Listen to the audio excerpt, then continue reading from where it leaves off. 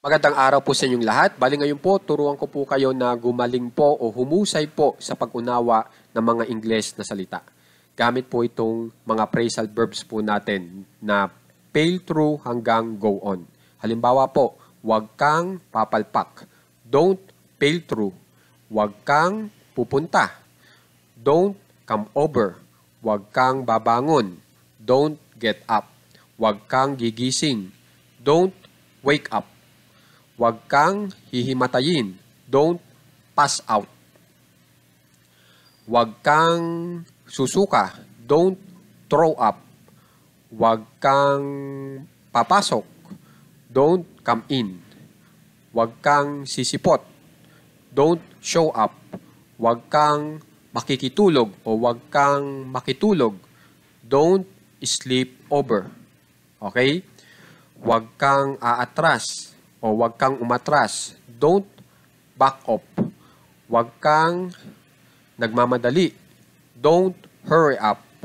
Huwag kang tumayo o huwag kang tatayo. Don't stand up. Huwag kang magpapatuloy. Don't go on. Okay? So, makikitandaan po lahat po nitong phrasal verbs po na nandito. Kasi lahat po sila ay gamit na gamit. Okay? Para malaman nyo na rin po agad yung tamang ibig nilang sabihin sa Tagalog. At ito na nga po, nakalagay na dito. At pag sinabi pong phrasal verbs po, ay kalimitan po, ang magkasama po ay verb, katulad po nitong fail, at saka nitong preposition na true. Okay? Verb plus preposition. Okay? Na pag pinagsama nyo sila at nakabuo po sila ng isang ideya, ang tawag na po doon ay phrasal verb. Kung mapapansin nyo, pag tinagalog natin itong verb plus preposition, nakakabuo po tayo ng isang ideya. At dito nga po sa ating halimbawa, itong fail through, palpak, ang ibig sabihin. Okay? Pag come over, pupunta sa bahay. Okay? Pag get up, babangon. Okay? So, yan po yung ibig sabihin ng phrasal verb. At ang ginamit ko nga palang phrasal verbs po dito ay naka-intransitive verbs po.